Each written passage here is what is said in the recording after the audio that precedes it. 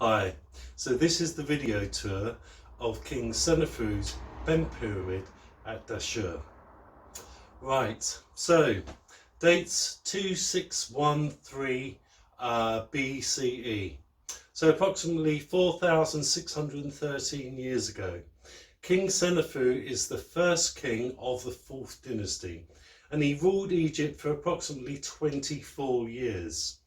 Now, remember I mentioned that he was involved with the pyramid at Meidum. Well, we'll discuss that further during this tour.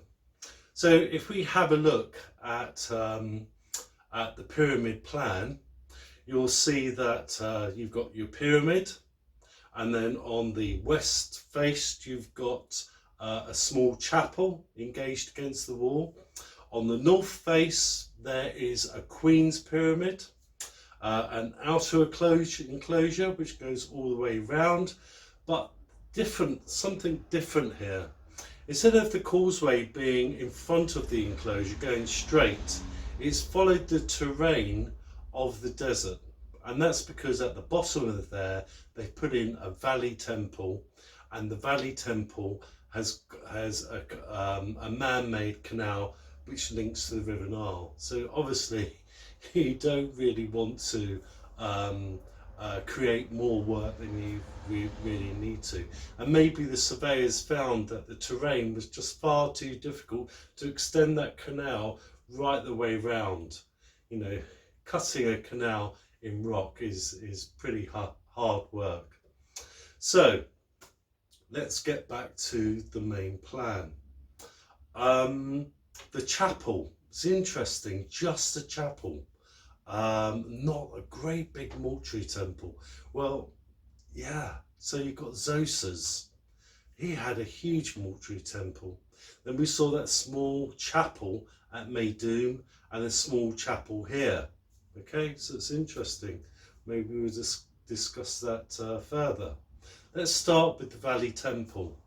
The Valley Temple now has completely disappeared. Most of the walls have been quarried away in modern times, and of course some were reused in antiquity.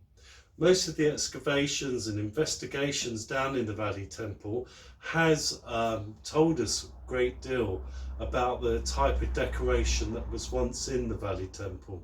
And remember, I think the Valley Temple was used for the mummification.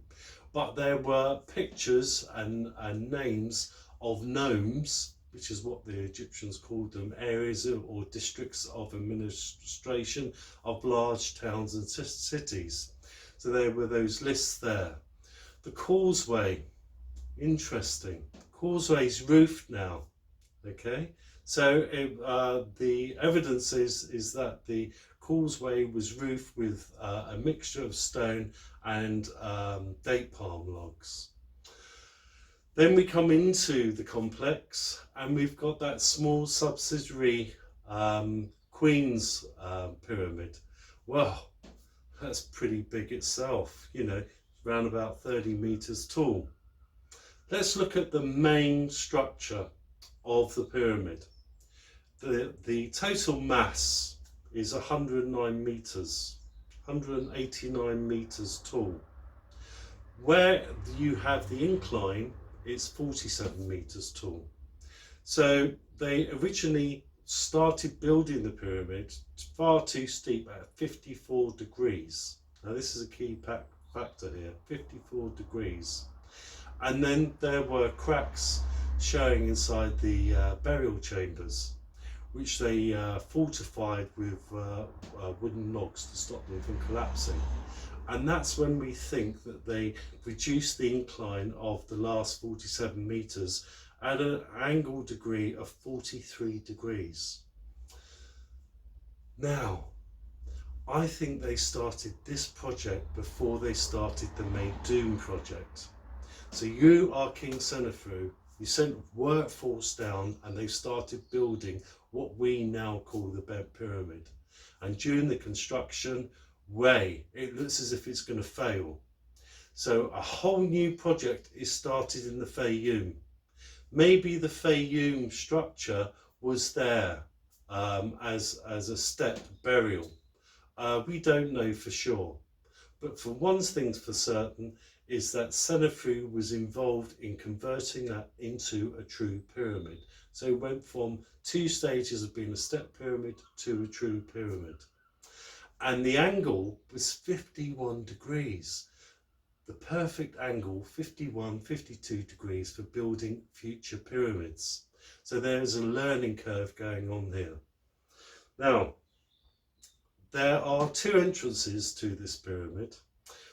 The west side of the face has an entrance leading down to the burial chambers, but it's the north face that we're interested in, because the north face now has a wooden staircase for visitors. It's located up in the core of the pyramid face. So there's a wooden staircase for you to go and visit this pyramid. Well, I've been involved in Egyptian archaeology well over 30 years, and there was never ever a chance to go inside this pyramid. So this is a big wow factor for the Egyptian government, investing in this wooden staircase so that visitors can now go and visit the bent pyramid of King Snefru.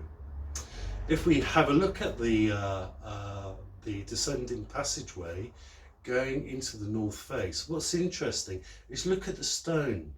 They purposely built this descending passageway, so they didn't hewn it from the rock like they did with the Giza pyramid. So it was purposely built as a descending passage. You come down and there are 3 chambers at the bottom of this passage. 2 are underground and 1 is above the ground level. That's interesting. So maybe these areas were used for the ritual of burying the king. Maybe the king's body was placed in the lower burial room first, and certain rituals were performed. Because remember, we're in the Old Kingdom times. All ancient Egyptian spirits go and live and dwell in the underworld. Maybe the king had to go through that process because he's representing the people of Egypt. Then maybe his body was moved up to the higher underground chamber, and another ritual was performed. And then maybe he was taken to the 3rd one, where it would empower him with the power to travel from his tomb to the afterlife, and then during the hours of daytime to return to the tomb and his mummified body. How were they mummifying bodies at this time?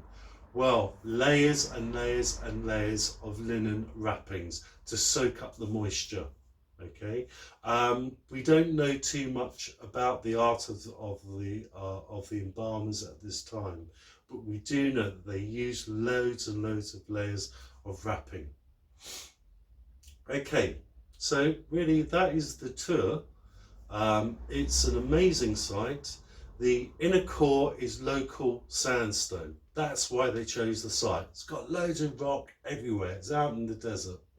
And the outer core, remember, is the Tura limestone, which represents maybe 7 to 10% of the whole project.